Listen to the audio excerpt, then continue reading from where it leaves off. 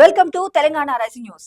SRSC phase 2 ప్రాజెక్టుకు మాజీ మంత్రి రామరెడ్డి దామోదర్ రెడ్డి పేరు పెడతామని సీఎం రేవంత్ రెడ్డి గారు ప్రకటించారు. ఇందుకు సంబంధించి 24 గంటల్లో జీవో తెస్తామని స్పష్టం చేశారు. నల్గొండ జిల్లాలో గోదావరి నీళ్లు ప్రవహిస్తున్నాయంటే దామన్నవల్లేని పేర్కొన్నారు. సూర్యాపేట జిల్లా తుంగతుర్తిలో నిర్వహించిన మాజీ మంత్రి దామోదర్ రెడ్డి దశదిన కర్మ కార్యక్రమంలో సీఎం రేవంత్ రెడ్డి గారు, డిప్యూటీ సీఎం భట్టి విక్రమార్క గారు, మంత్రులు పాల్గొన్నారు. ఈ సందర్భంగా మంత్రులు దామోదర్ రెడ్డి చిత్రపటం వద్ద నివాళులర్పించారు. ఇక్కడ మరొక ముఖ్యమైన అంశం చూస్తున్నాం. దేశంలోని గొప్ప వైవిధ్యాన్ని ప్రతిబింబించే విద్యా వ్యవస్థ భారత్ కు అత్యవసరమని, చదువు కొంతమందికి మాత్రమే ప్రత్యేక హక్కుగా మారకూడదని కాంగ్రెస్ పార్టీ అగ్రనేత, లోక్సభ విపక్ష నేత గౌరవశ్రీ రాహుల్ గాంధీ గారు పేర్కొన్నారు. స్వేచ్ఛకు అదే పునాది అంటూ స్పష్టం చేశారు. భారత్ ప్రత్యామ్నాయ విద్యా వ్యవస్థను రూపొందించాల్సిన అవసరం ఎంతైనా ఉందని, అమెరికా లేదా పెరుతో భాగస్వామ్యం అందుకు తోడ్పడొచ్చంటూ స్పష్టం చేశారు.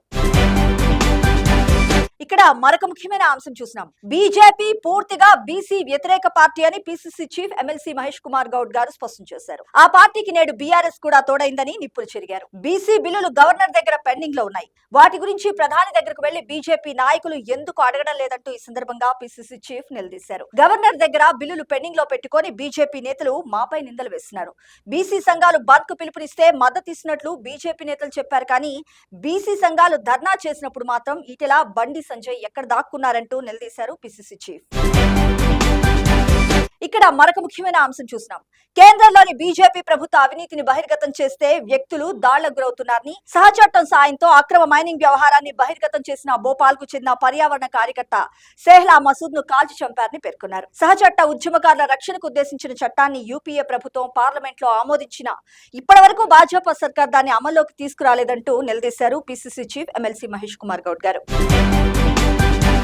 ఇక్కడ మరొక ముఖ్యమైన అంశం చూసినాం. రాష్ట్రంలో రియల్ ఎస్టేట్ రంగం కుదేలైందనే వారికి చెంపపెట్టులా ఈ ఏడాది సెప్టెంబర్ నాటికి 4,804 కోట్ల విలువైన 6,612 ఇళ్ల రిజిస్ట్రేషన్స్ పూర్తయ్యాయని ఐటీ పరిశ్రమల శాఖ మంత్రి దుద్దిళ్ల శ్రీధర్ బాబు గారు స్పష్టం చేశారు. ఈ రిజిస్ట్రేషన్స్ అన్ని కూడా కేవలం 3 జిల్లాల్లో, ఇటు హైదరాబాద్, రంగారెడ్డి, మేడ్చల్, మల్కాజ్గిరి జిల్లాల పరిధిలోనే జరిగాయి. గత ఏడాది ఇదే కాలంలో 2,820 కోట్ల విలువైన 4,903 ఇళ్ల రిజిస్ట్రేషన్స్ జరిగాయంటూ గుర్తు చేశారు. మరి ఈ ఏడాది రియల్ అమ్మకాలు 35% పెరిగాయని, విలువలో వార్షిక వృద్ధి కూడా 70% నమోదైందని పేర్కొన్నారు.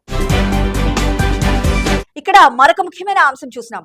ఇది పేదల ప్రభుత్వం, అభివృద్ధి సంక్షేమం మా 2 కళ్లంటూ మంత్రి పొంగులేటి శ్రీనివాస్ రెడ్డి గారు స్పష్టం చేశారు. రాష్ట్రంలో ప్రజలు గత 10 ఏళ్ల పాటు ఉన్న ధృతరాష్ట్ర పాలనను అంతమొందించి ప్రజాపాలనను తీసుకొచ్చారని పేర్కొన్నారు మంత్రి పొంగులేటి శ్రీనివాస్ రెడ్డి గారు. ఇది పేద ప్రజలకు అండగా నిలిచే ప్రజా ప్రభుత్వం అని స్పష్టం చేశారు. ఖమ్మం, కోదాడ వయా జంగాల కాలనీ వరకు 1.32 కోట్ల అంచనా వ్యయంతో బీటీ రోడ్ నిర్మాణానికి మంత్రి పొంగులేటి శ్రీనివాస్ రెడ్డి గారు శంకుస్థాపన చేశారు. ఈ సందర్భంగా అర్హులైన ప్రతి ఒక్కరికి విడతల వారీగా ఇంద్రమ్మ ఇళ్లు ఇస్తామని మంత్రి పొంగులేటి శ్రీనివాస్ రెడ్డి గారు పేర్కొన్నారు.